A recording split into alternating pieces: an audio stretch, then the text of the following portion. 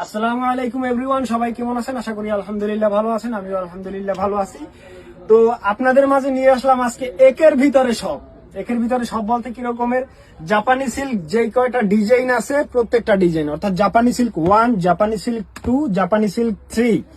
এটা হচ্ছে 1 ডিজাইনের ব্ল্যাকটা, যেটা সব থেকে বেশি চলছে মার্কেটে। এটা হচ্ছে ব্ল্যাকটা, আমি আপনাদেরকে দেখিয়ে দিচ্ছি।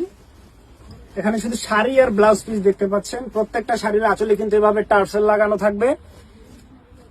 পুরো শাড়িটা দেখিয়ে দিচ্ছি, একদম পুরো শাড়িটা কিন্তু এটা হচ্ছে আঁচল। পুরো শাড়িটা প্রিমিয়াম কোয়ালিটি স্ক্রিন প্রিন্টের কাজ করা থাকবে। আমাদের কাছে অর্ডার করতে কিন্তু আপনাকে আগে 1 টাকাও দিতে হবে না। আপনি প্রোডাক্ট হাতে পাবেন, ডেলিভারি ম্যানের সামনে প্রোডাক্ট চেক করবেন, চেক করে তারপরে আপনি ডেলিভারি ম্যানের কাছে টাকা দিবেন।